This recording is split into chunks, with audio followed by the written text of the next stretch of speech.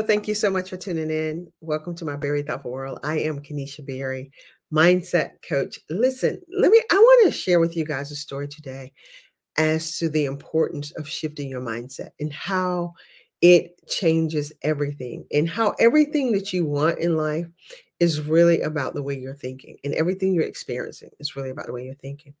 I'm going to go a little bit into my story. Some of you guys may have heard this before. For some of you, this may be new, but I think it needs to be said so that you can hear it. My husband and I have been married for 27 years now. This year will be 27 years. And I'm thankful, I'm grateful that our marriage has lasted as long as it has, but also that we like each other and we enjoy each other. But I want to tell you that our marriage is what it is today because of the healing that we both have been intentional about acquiring over the years. So 12 years into my marriage, my husband and I moved abroad. We moved to another country. We lived in the United Arab Emirates. And my husband went on 4 months before me and my children. While he was there, he met someone and they began to have an inappropriate relationship. So he was having an affair. When I arrived, I think I was there for probably about a couple of weeks when I discovered and literally discovered the relationship, because I was in what I thought was my emails and happened to be in his emails, and I found a conversation happening between the two of them. Now, because I'm a Christian, I'm a God girl, I didn't stay because I'm saved. Like, that is not why I stayed, because trust me, in my mind and in my heart at the moment, in the early phases of it, I was out. Like, to me, the marriage was over. However, because my husband was very honest and sincere about wanting to understand why he did it, he never went to this place of blaming me or saying what I didn't do, nor did he talk about how he was sorry and just kind of let it go. But he was deeply troubled as to how did he get himself in this situation, and he wanted to understand his why. So he went for therapy, and I found me a coach, a life coach at the time. And this coach helped women who had been betrayed. And she was the best thing that ever happened to me. So I'm sharing this story to say it was during that time, that transitional time of learning, of discovering who I was because of the betrayal, but also what did the betrayal come to teach me, not about my marriage, not about my husband, but what did it come to teach me about me? And then how was I betraying myself? So as a God girl and a spiritual God girl, like, I think that life is always working to teach us about us. I think God is using life to reveal to us the areas in the the broken parts of ourselves, broken in our thinking, broken in our choices, broken in our ways of moving, so that he can reveal those parts of us to ourselves, so that then he can heal them. So, the idea that he can't heal was not revealed.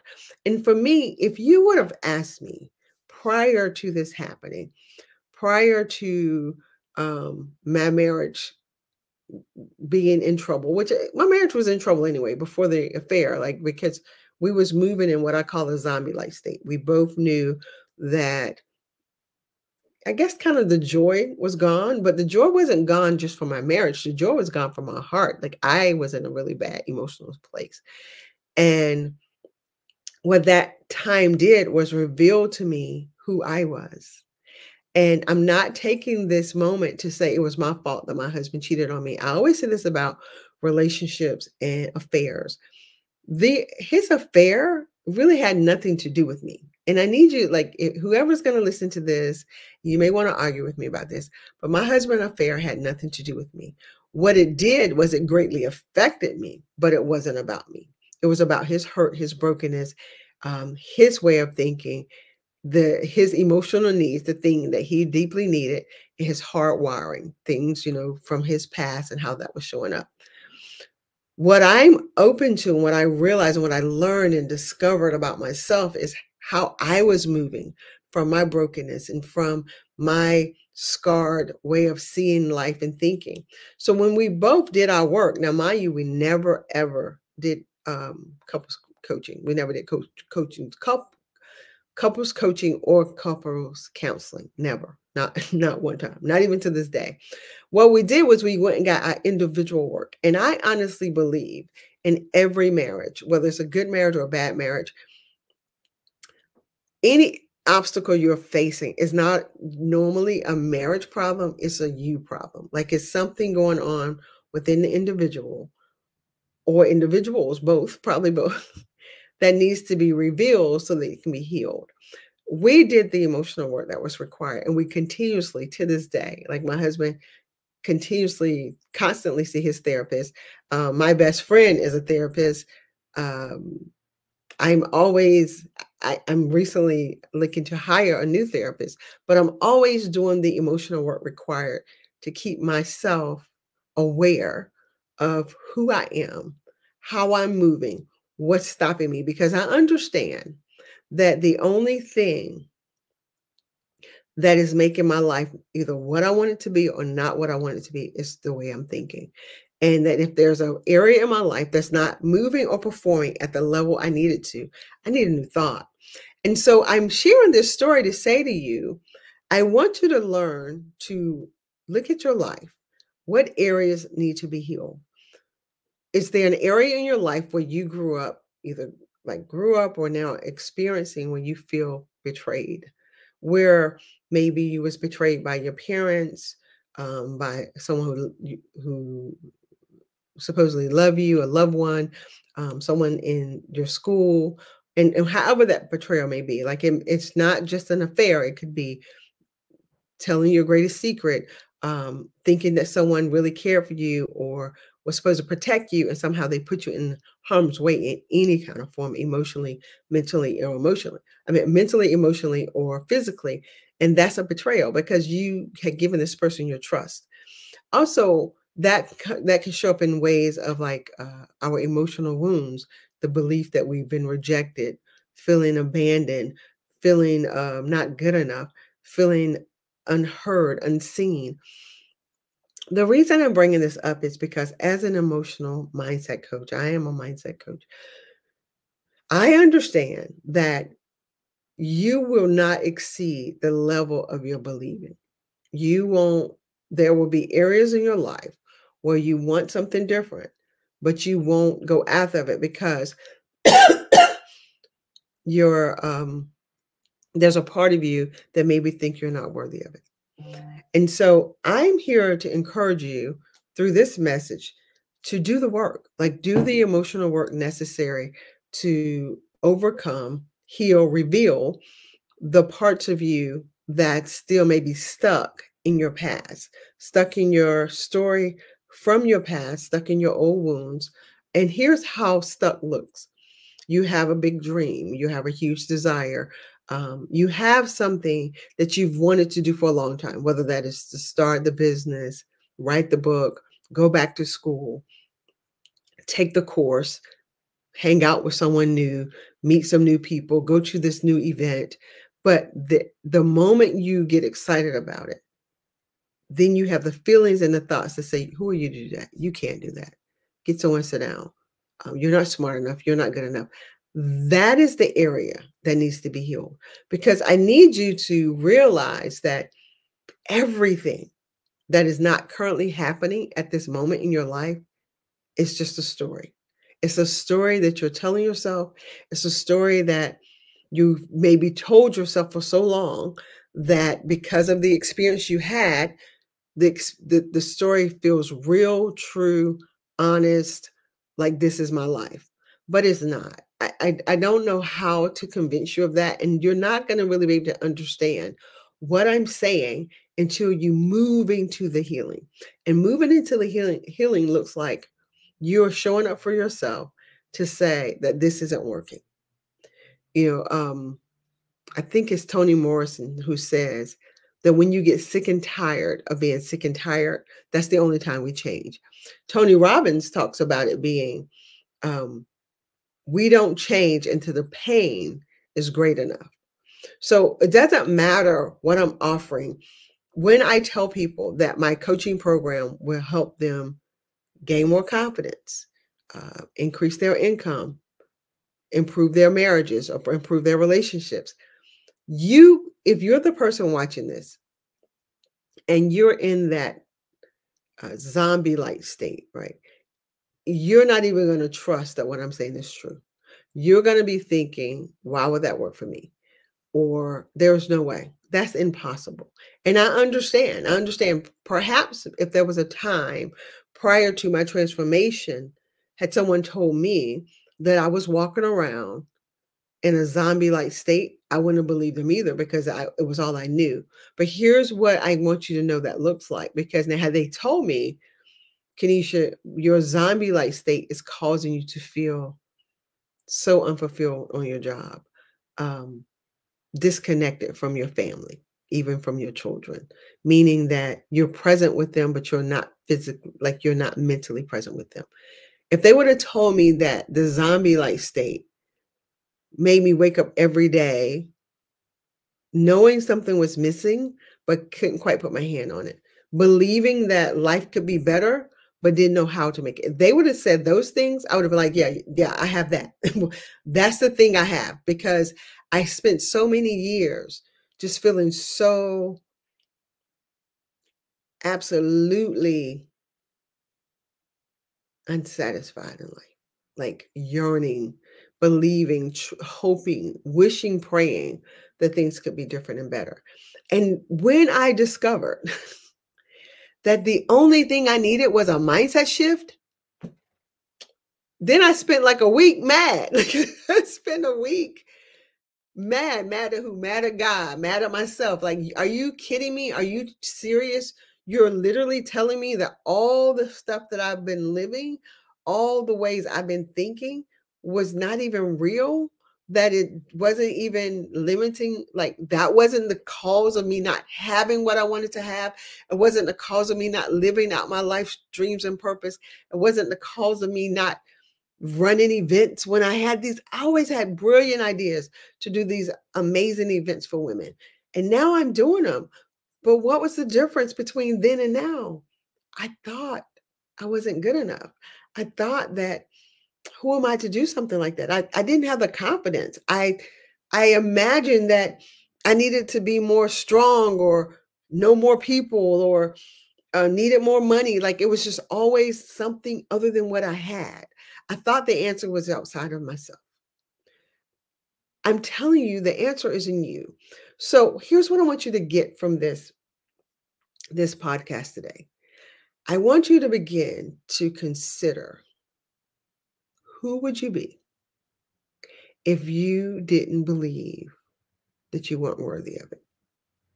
Who would you be if you took time to begin to break apart the stories that you're telling yourself because maybe you was betrayed or because you felt abandoned as a little girl or a little boy? Who would you be if you didn't worry about them rejecting you? Because the rejection isn't real. What's real is that you had an experience where you very much felt rejected. And maybe this experience happened over and over again, or maybe the experience happened one time, but your mind kept replaying the experience. And so now you have a soul wound or even a spirit of rejection where you feel deeply, like a deep sense of nobody wants you. Nobody cares. Nobody wants to be involved with you. So you move from that thought and belief. You move as though it's too late or it's never going to happen. You move as though your life has already been set for you and that there is no way out of it or to shift it or change it. If you're moving like that, I want you to reach out to me. When I tell you that if I can help you wake up, and I know I can because my program is called Awakening for a reason, and help you realize that you are so amazing. You are so powerful. That your gifts and your talents is everything that God wants to use to help you help someone else. So the reason I experienced the betrayal with my husband was because I spent years prior to meeting my husband in the marriage betraying myself. And so the betrayal needed to show up big and audacious and horrible. And I know this sounds insensitive maybe to some people, but it had to show up in such an immaculate way that God said, you will deal with this. You will not keep lying to yourself. You will not keep hiding from me, hiding from yourself. You will not keep betraying yourself because you refuse to look at who you are. So my husband betrayal was just a manifestation of what I was already doing to myself. I don't want you to hear this and then start blaming or think I'm blaming myself for my husband's affair. No, that's not what I'm doing. And nor do I want you to blame yourself for your spouse's betrayal. What I need you to understand is what they're doing, what the people who are mistreating you are doing, the people who maybe have abandoned you, rejected you. It's not about you. What their actions are, as much as they affect you. It's not even them consciously thinking about you when they're making these choices. And that's probably the worst part is because they're not thinking about you. And so in their own brokenness, in their own hurt, their own pain, their own desire to survive a way out of their struggle, they hurt other people, plain and simple. And I wish there was another way. But until they wake up to their counter tortured soul, there's a book by Tina Lafford and called the Little Book of Big Lies. She calls it the tortured soul, and I think she got that from the New Earth. I'm not sure. I can't remember. I know she quotes another author about that, but know that most of us are moving from our tortured soul. And until we wake up to our greatness, until you wake up to that level that you can become, get into that space of confidence, get into that space of reassurance, knowing that you're fully accepted by God, that you are worthy of every good thing that has happened and that will happen to you. Until you get in that space, when the good thing comes, you're gonna self-sabotage it. You're gonna do away with it. You're gonna say, there's a part in you who's gonna believe you shouldn't have it. So you're gonna do all you can to get rid of it. If you're ready to move out of that way of moving and thinking, and you're ready to move into your purpose, and you're ready to wake up to your greatness, I want you to contact me. Go to berrythoughtfullife.com. Don't waste another day. Go today. Go as you're listening to this, whatever day you're listening to this. If you're listening on the podcast, if you're watching on YouTube, I want you to go and book a call. Listen, the calls are free. I just talk to you to find out if I can help you. I help female entrepreneurs either grow, start their business, but I also help women and wives who know they have a good thing, but maybe don't know how to be good in the thing. There are literally some women who have a good marriage, and I was that for a while, but didn't know how to be good in the marriage because of my own tortured wounds, like my own sacred torture, where I call them my monsters, had convinced me, you don't deserve this. You don't deserve a 4-bedroom house with over like almost 3,000 square feet and for your kids to have this much beauty. You don't deserve that.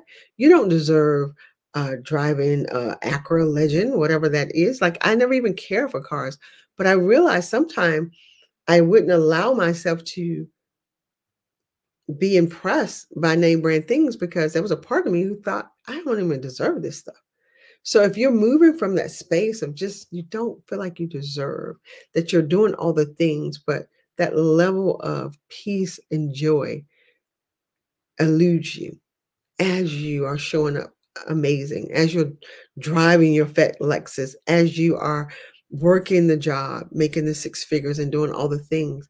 But there's something that is eluding you. There's a joy that you can't quite get your hand on. And you're doing all the prayers and you're praising God and worshiping, but the joy doesn't seem like it's for you. I want you to contact me because I promise you there's some work you can do to begin to shift your mindset, move out of what I call the zombie-like state, move into your greatness, and show up the phenomenal woman you are. I hope that you will reach out. I hope that you will work with me. Um, Go to verythoughtfullife.com. At the top, you can book a free call. Join me on my free masterclass on April 17th, where we're going to talk about how do we build more confidence? How do we overcome? And listen, April 1st, I want you to stay close to Very Thoughtful. I'm coming out with something I think is huge. I'm super excited about, and I believe you'll be blessed by it. So I thank you for taking your time to watch. Will you do me a favor? Will you like, subscribe, follow, and share this with a friend? And one more thing I want you to remember. Remember that your thoughts are creating your decisions, and your decisions are leading you to your destiny. I want you to have a destiny that you are excited about, that's worthy of who you are. And that will simply shift and change when your decisions change. All right, have a blessed day. Bye bye.